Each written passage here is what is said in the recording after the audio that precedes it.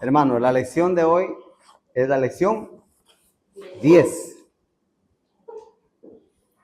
¿Se han preguntado ustedes, hermanos, por qué se llama esta lección el pacto de carácter cristiano? Primero, ¿por qué pacto y por qué carácter cristiano? A veces los pactos medio nos asustan a nosotros, ¿no?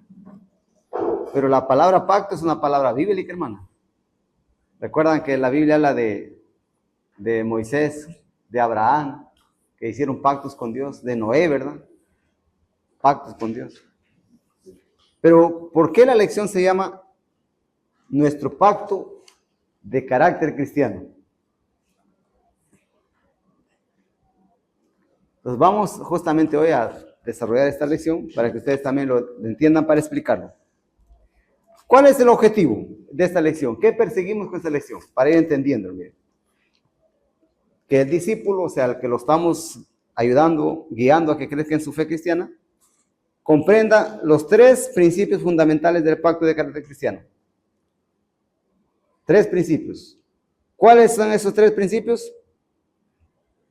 Lo que Dios prohíbe, lo que Dios prohíbe hacer, lo que Dios manda hacer y lo que Dios quiere que tengamos comunión con la iglesia. Es decir, lo que Dios prohíbe que hagamos, lo que Dios prohíbe, claro, que hagamos, ¿no? Es decir, no hagas a través de la Biblia, el sí haz y la comunión como iglesia.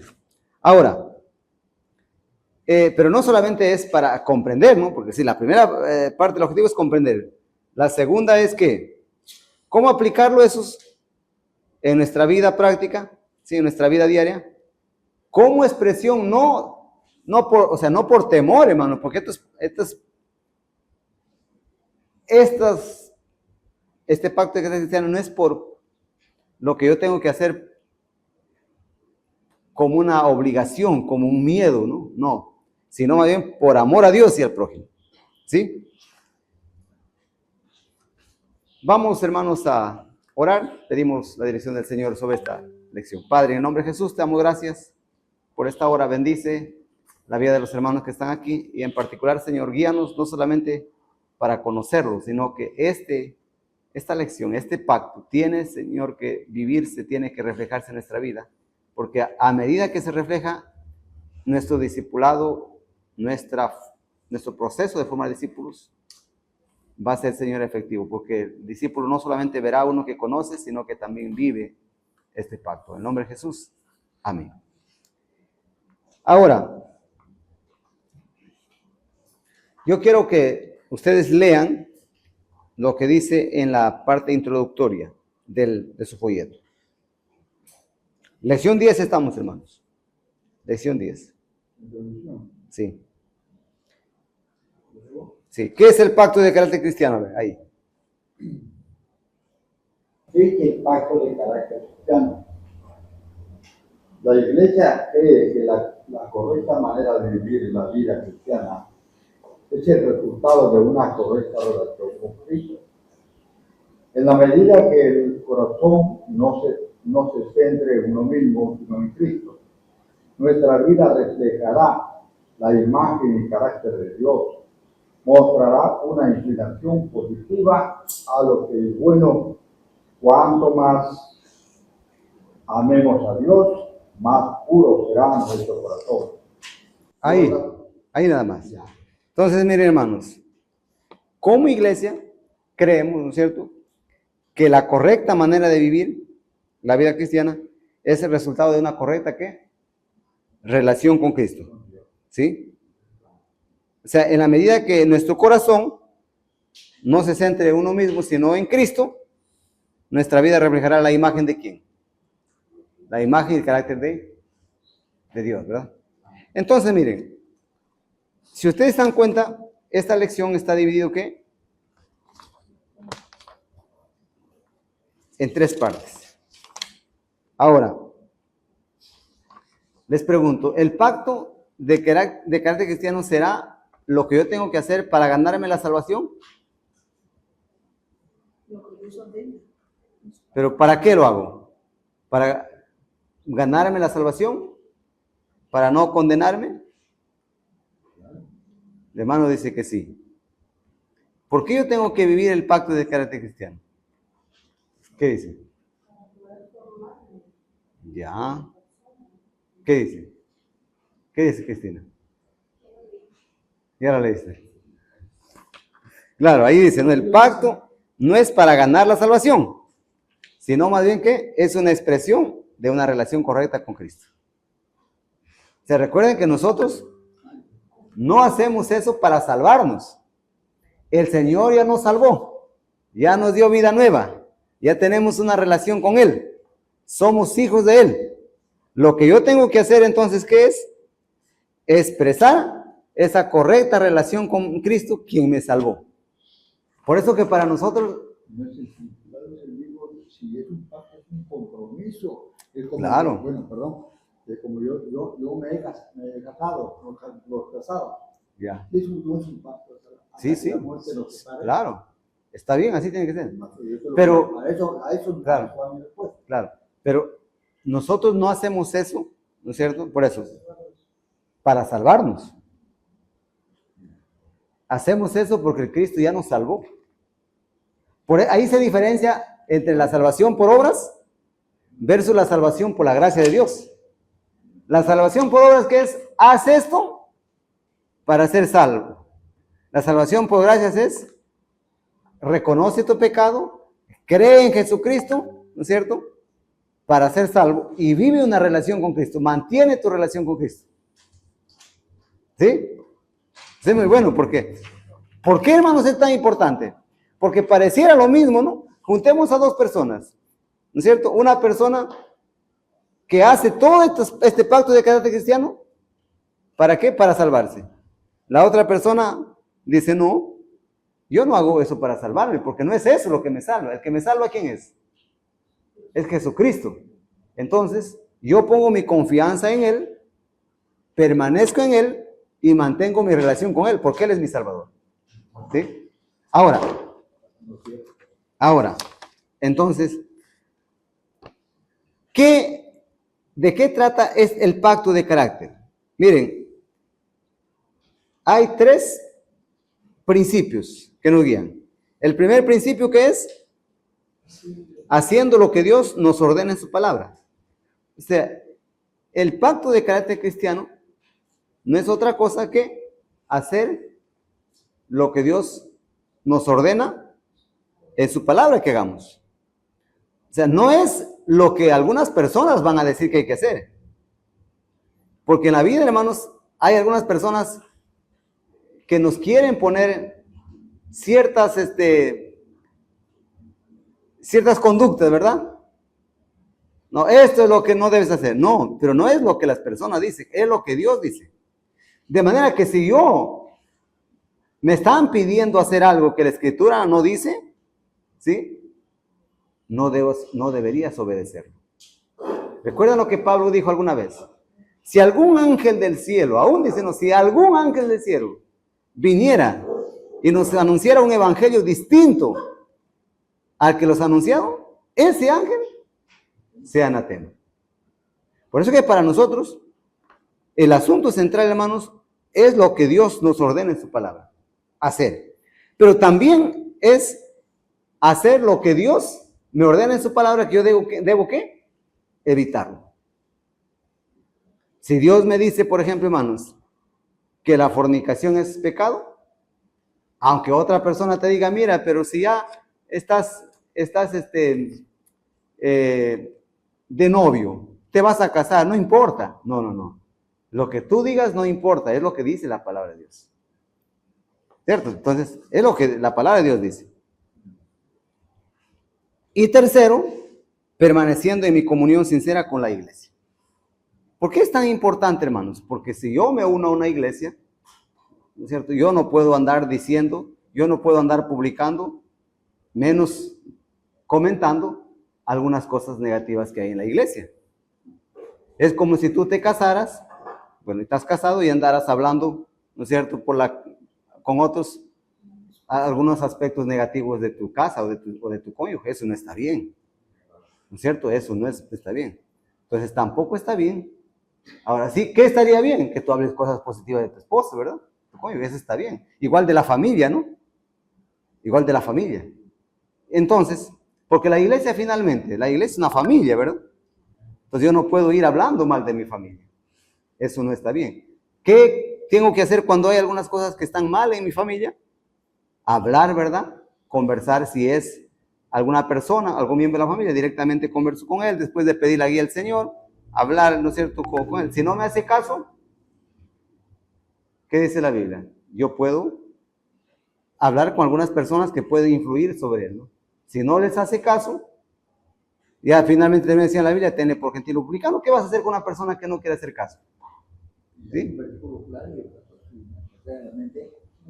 recuerda en lo que dice que nosotros en lo que tengamos que pensar en lo bueno, sí, en lo santo, en lo agradable, ajá, en todo lo de buen nombre. Claro, eso pensé. Tú alguna de alabanza. Claro, exacto. Eso es lo que dice la Biblia, ¿no? Pero a veces, claro, y entonces ahí, por eso que es importante lo que la Biblia dice, porque a veces en nuestra humanidad somos tentados a pensar otra cosa, ¿no? Entonces ahí es importante. Ahora, hermanos, vamos a ver qué es lo que Dios nos ordena en su palabra que nosotros hagamos. ¿Sí? Vamos a ver.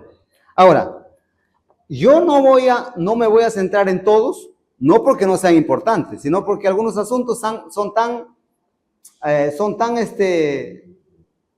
comunes, ¿verdad? Pero sí me voy a centrar en esos asuntos que son un poco diríamos, contradictorios aparentemente, o aquellos que necesitan ser ahondados, ¿sí? ¿Cuál es el primero? Y eso vamos a estar de acuerdo, ¿verdad? Amar a Dios con todo el corazón y el prójimo como a sí mismo. Eso está bien. Ahora, yo sé, hermanos, que alguien diría, pastor, pero nos deben decir cómo hay que amar al prójimo como a sí mismo. Y ese es el problema que cayó ¿quién? En el tiempo de Jesús la ley estuvo, ¿verdad? Pero ¿qué pasó con los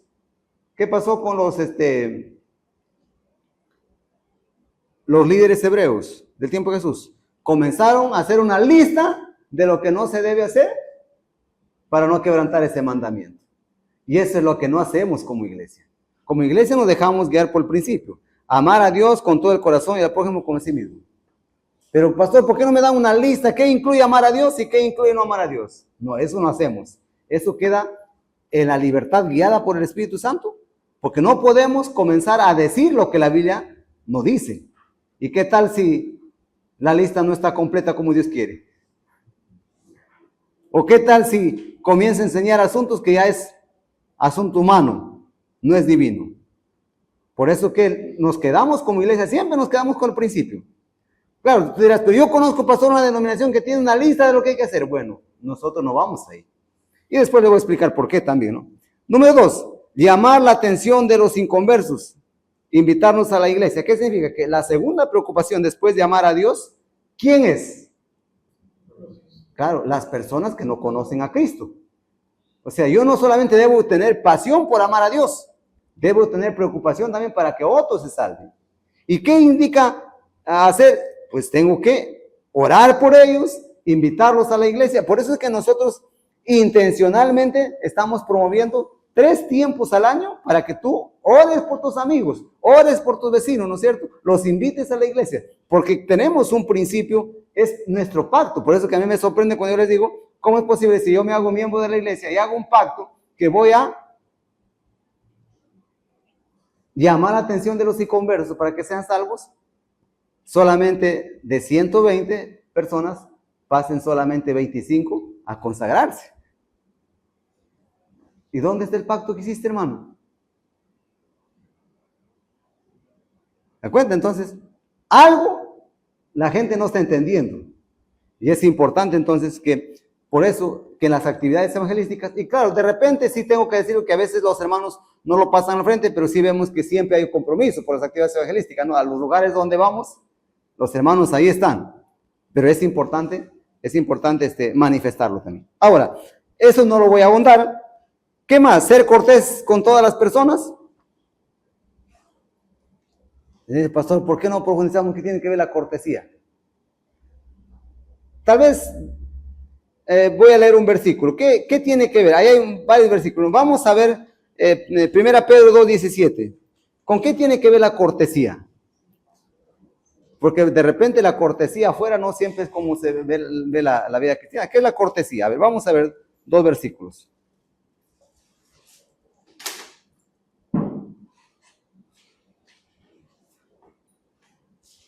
A ver, 1 Pedro 2:17. Sí. Honrar a todos, amar a los hermanos, temer a Dios, honrar al rey. Es 1 Pedro 2:17. Sí. Creo que el que lo describe mejor es Efesios 4:32, ¿no? 4:32. Sí. Han de ser benignos, Ese es mejor. otros, misericordiosos, perdonadores unos a otros, como Claro. Dios también nos ha perdonado. Ese es el que quería. Miren lo que dice. ¿Cómo yo soy cortés? Desde la perspectiva cristiana, porque desde la perspectiva de repente de afuera, ¿quién es un cortés? Alguien que te saluda, ¿cómo estás? ¿No? Alguien que te amable. Pero miren cómo se ve la cortesía desde la perspectiva cristiana. ¿Qué dice? Benigno. ¿Qué más? A ver. Misericordiosos. Y saben, ¿qué es la misericordia, no? O sea, nosotros, hermanos, a veces no necesariamente somos misericordiosos. La misericordia es no darle a la persona el castigo que merece recibir. Por eso que la parábola de la misericordia del buen samaritano es justamente los samaritanos y los judíos no se veían entre sí, ¿no? Entonces, ¿qué debería hacer a una persona que no me lleva bien? Lo natural sería pasar por alto y decir, está bien lo que te han hecho, ¿ya ves? Pero no, él, ¿qué hace? No le dio el mal que merecía. E incluso fue más allá. Le hizo el bien, ¿no es cierto? Hizo el bien, mostró el bien, ¿sí es cierto? Le amó, le ayudó a una persona que no era literalmente un cerca a él, ¿no? Entonces, o sea, ¿y qué hacemos cuando una persona actúa mal? Cuando una persona se porta mal en la iglesia. A veces uno quiere no ser tan misericordioso, ¿verdad? Sí, claro. Claro. ¿Te das cuenta? Sí. Entonces hay que, sí. Entonces, eso es asunto importante ver, hermanos, que en la vida cristiana a veces nos vamos al legalismo y nos olvidamos ¿de qué? De la misericordia. ¿Verdad? La misericordia. Entonces ahí habla sobre ser cortés con todas las personas. Ser de ayuda a los hermanos en la fe. ¿Qué significa eso, ser de ayuda a los hermanos en la fe?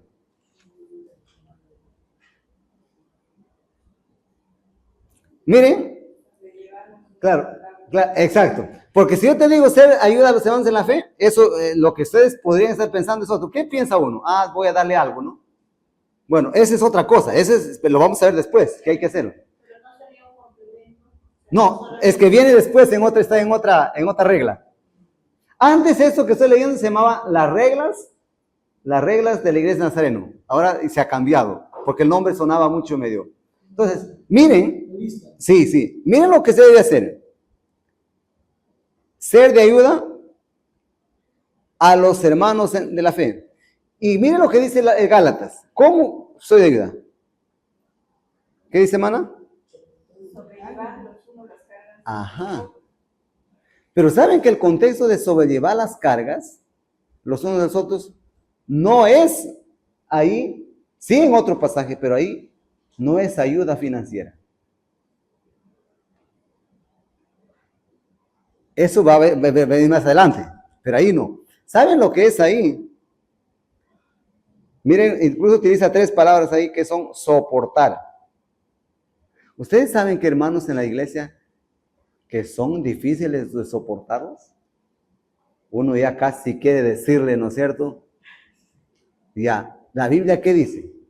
Que tú eres de ayuda al hermano cuando tú comienzas a soportarlo, a sobrellevarlo. Porque algunas personas no quieren sobrellevarlo y que dicen, me voy de aquí más bien. ¿Y la Biblia qué dice más bien qué? soportar, llevarse las cargas los unos de los otros. Porque también, hermanos, hay situaciones de la vida que probablemente somos insoportables para otros. Pero la persona que hace, no soporta, ¿verdad? Por eso, tiene que ver con esas cargas. Que a veces sí, hermanos, hay personas en la vida que podemos ser insoportables si no nos damos cuenta. O también hay hermanos que parecen ser insoportables, ¿no? Pero hay que, dice la Biblia, ¿qué? Hay que sobrellevar esas cargas. Porque más fácil es abandonarla, ¿no? Y eso es lo que se ve por eso, hermanos, en los matrimonios no cristianos, ¿no? Dicen, ya la cosa está, no me llevo, no me entiendo, más bien me separo. Sí, pero la Biblia, ¿qué dice, más bien? Sopórtalo. Porque cuando tú comienzas a soportar, se comienza a activar un nuevo músculo, una nueva virtud que se llama, ¿qué? La paciencia. ¿Sí? Es más, en la vida cristiana, hermanos, Dios conoce de qué carecemos y nos pone a alguna persona muy cercana para desarrollar eso. Y curiosamente, la persona muy cercana que nos pone es una persona difícil de soportar, ¿no? Bueno, porque es lo que necesitamos, ¿para qué? Para desarrollar, claro, para formarnos. Entonces, se dan cuenta que es la percepción de las cosas la actitud que nos puede ayudar a cambiar las cosas, ¿no? Porque yo puedo decir, no, esta persona es insoportable, ya me separo, no tiene que ir más. O digo, la Biblia me dice, tengo que soportarlo.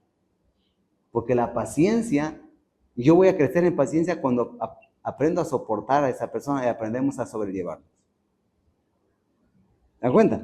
Entonces, por eso, habla la Biblia de soportarnos los unos, ¿qué? A los otros, sobrellevar esas cargas. Así que si estaba pensando que esa carga es otra cosa, en el contexto, otra. Ahora, de ahí viene lo siguiente que vamos a ver, ¿no?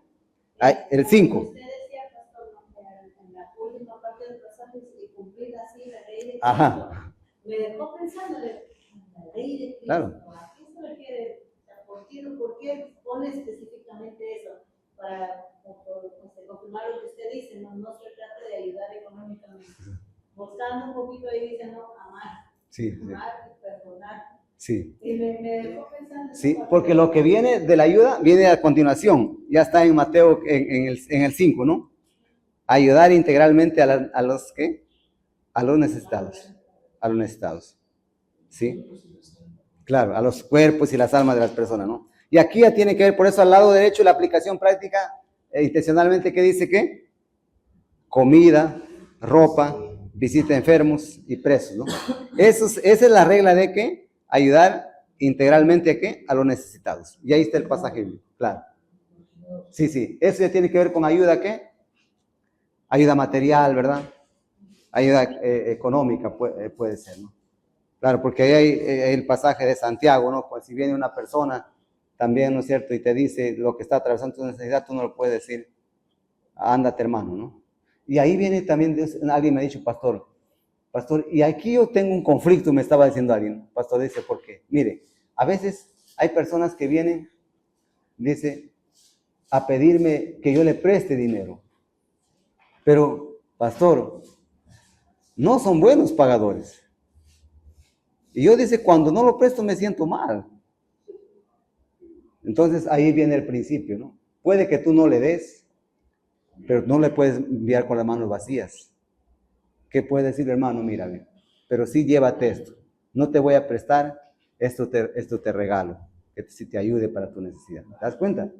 Entonces, has equilibrado las cosas, ¿no? Porque también sabes que hay personas que también, hay personas que se andan endeudando por todo, y a veces no sé si prestarlo es contribuir a que sigan lo mismo, ¿no? Claro, entonces, pero sí no le puedes enviar con las manos, ¿qué? Vacías, porque dice, te está contando su necesidad, entonces dice, hermano, ya voy a orar por ti, no te preocupes, pero dice, así dice todavía Santiago, ¿no? Santiago dice, tú no puedes decir, hermano, no te preocupes, anda en paz, hermano, yo voy a orar por ti. No, se tiene que hacer algo, ¿cierto? Y ahí está el principio, ¿sí? La sexta, contribuir con nuestros diezmos y ofrendas. Ahora, hermanos, vivimos en un tiempo, si ustedes se han dado cuenta por las redes sociales, por el internet, hay una pelea, ¿no es cierto? Que el diezmo, ya no existe, que el diezmo es de la iglesia, es del Antiguo Testamento. Pero para los nazarenos el diezmo no tiene que ver, hermanos, con una discusión si es del Antiguo o Nuevo Testamento. ¿Cómo así? O sea, en el Nuevo Testamento, ¿no es cierto? La iglesia hemos llegado a la comprensión, y esto es importante. ¿Por qué esto es una regla? Si ya el Antiguo Testamento, si el Nuevo Testamento no lo menciona muy habitualmente, ¿por qué es una regla? Bueno, los nazarenos, ¿no es cierto?, al igual que las otras denominaciones en el mundo, tuvieron que sentarse y decir, ¿cómo sostenemos la obra de la iglesia? ¿Cómo sostenemos el ministerio de la iglesia? La discusión siempre está, ¿no? Porque una cosa es, entonces, el asunto del sostenimiento de la iglesia, ¿verdad? La iglesia tuvo que sentarse y decir, bueno, guiémonos por el principio bíblico del Antiguo Testamento de dar el 10%. Pero en el Nuevo Testamento, bueno, en el Nuevo Testamento no te pone límite. Tampoco o sea, sí está interesante que no te pone límite ni para arriba ni para abajo, ¿no? No te pone. Sencillamente que dice que cada persona debe dar según el Señor lo ha bendecido, lo ha prosperado. Ahora, pero la interpretación vino entonces, ¿y cuál puede ser el mínimo? Y hay dos pasajes bíblicos que son interesantes. ¿Qué dice? El primer pasaje es tal vez uno de los, para mí, no el más importante, pero uno que te puede ayudar. Por ejemplo, Jesús dijo, si vuestra justicia no fuere mayor que la de los escribas y fariseos, no entrarías en el reino de los cielos. ¿Por qué mi justicia? Si mi justicia no fuere mayor que la de los escribas y fariseos. Cuando uno ve que el fariseo y el escriba no era una persona que... es más, el fariseo y el escriba era una persona muy extremista. Hacía las cosas. Entonces, la idea, hermanos, que Dios espera que en la vida cristiana, nuestra fe, nuestra vida sea superior a la del escriba y fariseo. Pero eso parte, de hecho, nuestra justicia comienza cuando uno es justificado por Cristo, ¿verdad? Es la manera que nuestra justicia sea más importante. Pero a partir de ahí, uno sigue a Jesucristo, sigue a la iglesia primitiva. Y la iglesia primitiva, hermanos, siempre ustedes lo van a ver, que no tenía un tope. Más bien la iglesia primitiva, de veras que era superior su dadivosidad, su generosidad, ¿no es cierto? Cuando uno lee, todos queremos ser la iglesia primitiva, ¿verdad? Pero cuando uno comienza a leer Hechos capítulo 4, Hechos 3, ¿cómo se desprendían de ese noche que no me conviene crecer con la iglesia primitiva, ¿no? Porque vendían sus propiedades, lo traían a los pies de los apóstoles, ¿no es cierto? Uno dice, no llegamos ahí. Entonces, hermanos, el diezmo y la ofrenda para la iglesia nazareno no es una regla que yo lo tengo que cumplir por cumplir. No, es un principio, es decir, es la forma como podemos sostener ¿qué? El ministerio de la iglesia nazareno. Haciendo eso, nos olvidamos de ¿qué? De estar haciendo polladas, cabritadas, chanchadas, ¿no es cierto? Sí, todas esas, sí.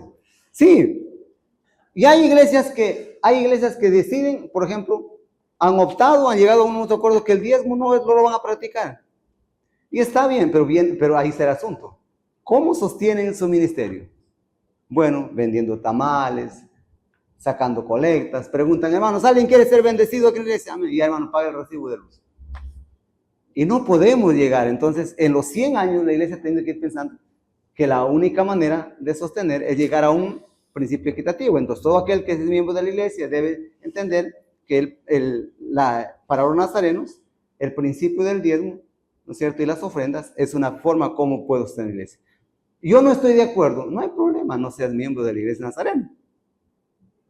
Parece extraño, ¿no? Parece duro, pero es que recuerden que el pacto de creer cristiano significa, por eso cuando me recibe como miembro, yo lo asumo esto.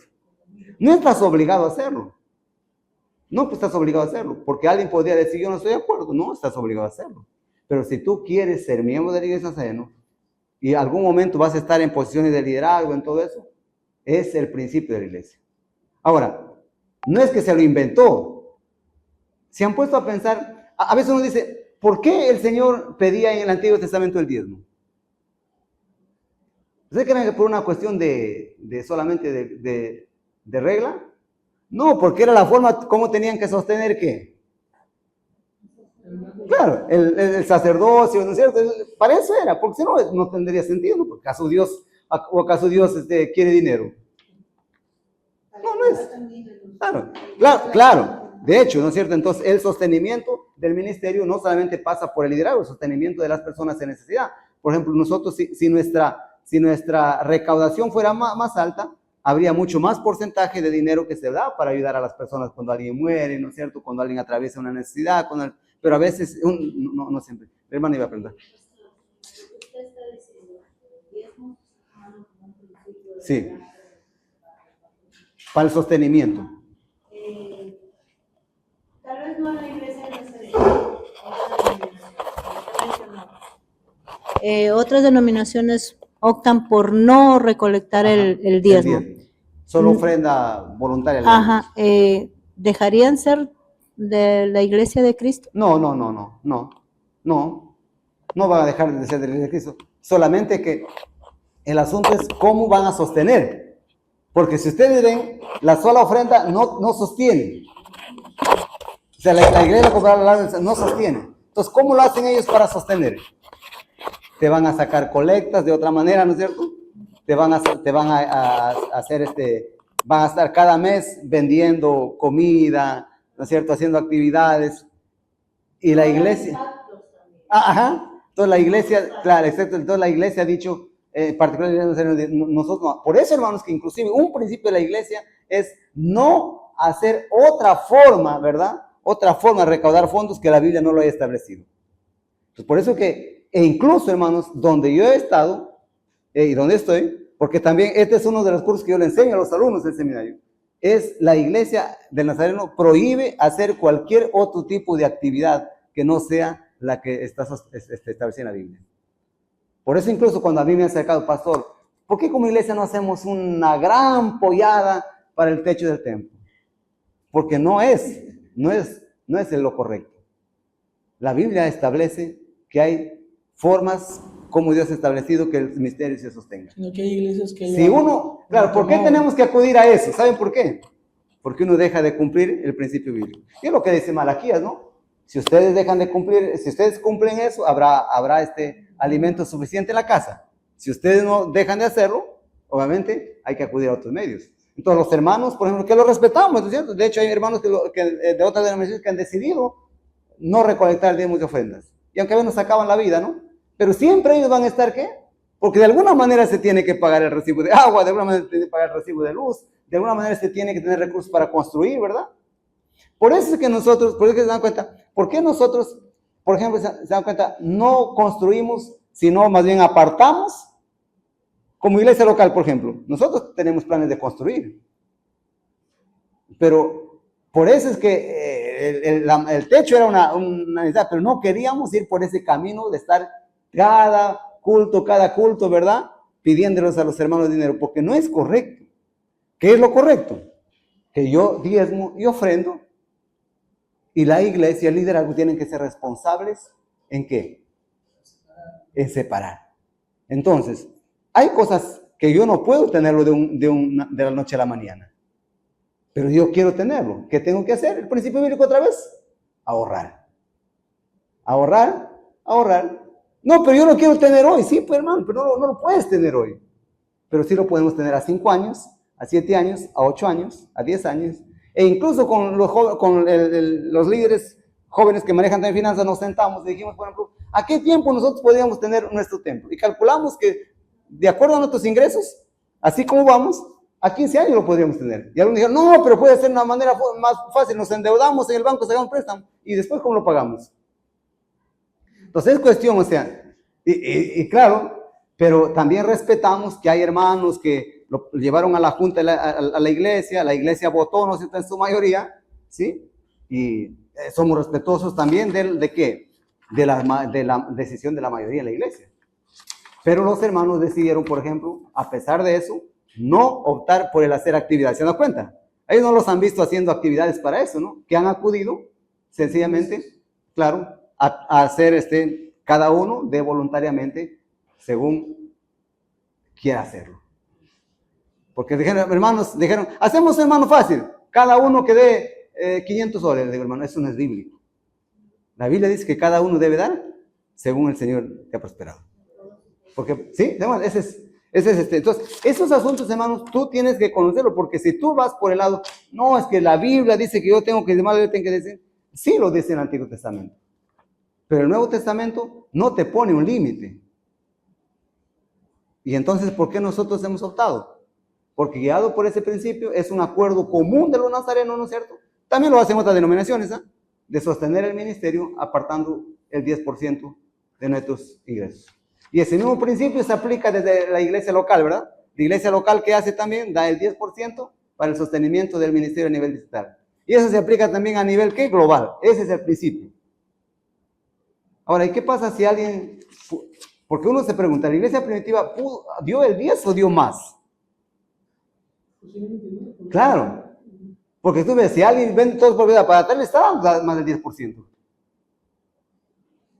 Entonces, sí, eso, hermanos, o sea, si tú lo vas a defender por el asunto de un mandamiento del Antiguo Testamento que hay que mantenerlo, no es tan sostenible. Y ahí vas a entrar ¿en qué? En contradicciones. Incluso, miren, me vino una señora, y viene después un asunto sobre eso, me dice una señora, pastor, cuénteme, ustedes, fue justamente en uno de sus, que estuve en su casa, que había invitado, estaba interesada en las cosas, me dice, pastor, quiero que me diga la verdad, con sinceridad. ¿Ustedes no toman licor porque es malo? ¿La Biblia lo prohíbe? Y cuando tú vas a la Biblia prohíbe el tomar vino o no tomar mucho vino. No se embriaguéis. Ajá. ¿Saben a quién les prohíbe tomar vino? Solamente a los obispos. Y la pregunta es, ¿y entonces los nazarenos por qué han optado? ¿No es cierto? ¿Por qué han dicho los nazarenos han optado por no tomar ni siquiera una copita? Porque lo que condena a la Biblia, ¿no es cierto?, es el embriagarse. Por eso incluso en algún momento le dice, no sean dados al mucho vino. Entonces yo le digo, y entendiendo yo, porque también alguna vez tuve que responder esa pregunta, le digo, mire, este es un mutuo acuerdo que los nazarenos hemos llegado, guiado en un principio bíblico, sí, porque hay otros principios en el Antiguo Testamento que dicen que no mires al vino cuando rojea en el vaso, porque entra suavemente, después como serpiente mordera, ¿no? Entonces digo, es un principio que los nazarenos hemos llegado. Porque yo conozco a otras denominaciones, ¿verdad? Otros hermanos sí, claro, bueno, sí, pero incluso a otros hermanos, ¿no? Que hay una actividad, ahí hacen su brindis, ¿no es cierto? Se toman su copita, sí, se toman, sí. Y uno dice, pastor, ¿y esas personas no entrarán en el cielo? ¿Ustedes creen que porque una persona toma su copita no va a entrar en el cielo? Pastor, pero si la persona se arrepiente, viene a una iglesia para arrepentirse del licor y va a una iglesia. Claro, entonces justamente nosotros, el principio bíblico, hermano, el principio que hemos seguido en la iglesia, y el mutuo acuerdo también, porque es mutuo acuerdo, se llegó a un mutuo acuerdo que cero alcohol, cero bebidas alcohólicas. ¿Por qué? Se basó al menos en tres cosas. Número uno, los primeros nazarenos hacían todo lo que pudieran para luchar para que las empresas vendedoras de cerveza quiebren. Instaban a sus miembros que en el Senado, en los Estados Unidos, votaran en contra de leyes que favorecieran la venta, sí, todo eso, siempre han luchado. Pero el siguiente, ¿de qué sirve que tú luches y te sigas consumiendo que sea un vasito o 2 vasitos? Entonces, tu lucha tiene que estar respaldado por no lo consumo. Claro. Y en tercer, no lo vendo, ¿no? Porque yo no tomo, pero lo vendo. No tiene, mucho peor, ¿no? No lo vendo. Entonces, se dan cuenta, la abstinencia tiene que ir por ahí. Porque es que hay que ser sinceros. Y ustedes deben saberlo, porque ustedes comienzan a defenderlo. Bíblicamente te sacan a una persona y mira, y dice, el apóstol dice, no seas dado al mucho vino. O sea que un poquito se puede tomar. Y es más, a Timoteo le dice, por causa de tu salud, tómate una copa de vino. Dice, oye. Y uno dice, no, que lo que pasa es que ese vino no tenía alcohol. Tú estás 100% seguro que eso era así? No, es que era solamente jugo de uva no fermentada. No lo dice la historia. O como por ejemplo, en la sierra y aún para Claro. hacer aquí, que cuando estás con cólico en el estómago, Claro. o cosas Claro. grasosas, Claro. se toma Sí, sí. un vasito de Sí, yodo. sí. Entonces, miren, es ahí el principio, es más un acuerdo mutuo que hemos llegado los nazarenos, porque yo conozco otros que no. Yo tengo mi cuñado que es bautista, ¿no es cierto? Y una vez se sintió ofendido el pastor Marcos porque no todos los bautistas son esos. Me invitó a su matrimonio, se iba a casar, fue nazareno, pero comenzó, ya finalmente estudió en la iglesia bautista, todo, y me invitó a su matrimonio, ¿no? Y entonces tuvimos ahí un grupo de nazarenos, obviamente, ¿no es cierto?, en Tarapoto, y sacaron la hora del brindis, ¿no? Y claro, puso un vaso ahí, era alcohol, era un cóctel. Entonces, todos me miraron qué voy a hacer ahí, porque estaba con el grupo de qué voy a hacer, ¿no? Entonces, yo sencillamente lo dejé ahí. Le pregunté, es más, me censuré a la señorita que estaba distribuyendo. Le digo, señorita, esto contiene alcohol, ¿verdad? Sí, me dice, señor, es alcohol. No lo tomé. Entre el otro lado, que estaban los hermanos bautistas, se lo tomaron, ¿no? No sé si pidieron yapa y todo, pero entonces, sí. El hermano segundo dice que en la Asamblea General de 2017, uno de los temas a tratar fue el tema del trago social, Claro. del brindis, Claro. si se permitía o no se permitía. Claro. Y mantuvieron el acuerdo de mantener la... Sí. Entonces, eso, hermanos, o sea, esto lo estoy planteando a ustedes porque cuando uno se hace miembro de la iglesia, entonces, también adopta esa regla. Y eso hay que saberlo, ¿no? Porque si te vas a encontrar con otro hermano, no estoy hablando que se emborracha, ¿no? Estoy hablando que llega Navidad y dice, se va a tomar su copita, y tú dices, su chequete ya se perdió, creo. No es tanto así. Justamente lo que usted está diciendo me hace pensar, más si verán aquí en estos hermanos nuevos, débiles en la fe, Se van, claro. alguna justificación. Exacto, ¿no? Claro, sí, claro, pero hay que... Claro, claro, pero la posición de la iglesia, desde que yo me uno a la iglesia nazareno, es no a las bebidas alcohólicas, es cero alcohol. Entonces ahí quería que entiendan. La sociedad, Claro. es la sustancia Claro. psicoactiva más consumida, Claro. y la que más problemas sociales trae. De hecho. Entonces, ante ello, Claro. Ante ello no solamente no lo vendo. Como yo dije un testigo, digo, pero ustedes toman. Entonces, ¿ustedes qué ejemplo? Si, por ejemplo, yo soy alcohólica. Claro, y yo no claro. quiero ir a su iglesia, ¿y cómo ustedes Exacto. toman? Es otra de las razones. Voy a salir igual. Es otra de las razones, hermanos. Porque tú le das a una persona que recién está saliendo. Mira, yo les comento lo que le pasó, y tal vez no terminó de toda la lección, pero creo que a veces no se va a volver a repetir asuntos. Sí. Miren, les cuento de un hermano. Se convierte un señor que era borracho. Es más, su conversión es sorprendente. Llega a San Antonio, dice el pastor Eliseo que estaba predicando, y llegó un borracho ahí y escuchó el mensaje. El pastor dice, ¿alguien quiere entregar su vida? Yo también quiero entregar mi vida a Jesús. ¿Qué pasó? Todo. Entonces dice que lo tomaron ellos, así medio borracho, pero pasó, y ahí que oraba, y se salió, me he convertido a Cristo, que decía. Entonces, le salió. Ellos dijeron, ¿saben lo que ves cuando un borracho hace, no? De repente, preguntó, ¿de acá cuándo hay culto? Y le dijeron, no, estamos este domingo, de acá nos vamos a reunir el martes, porque Iglesia Nazareno en otros pasan el martes. Dice que el martes llega alguien, un poco medio desconocido, ¿no? Pero llegó sano.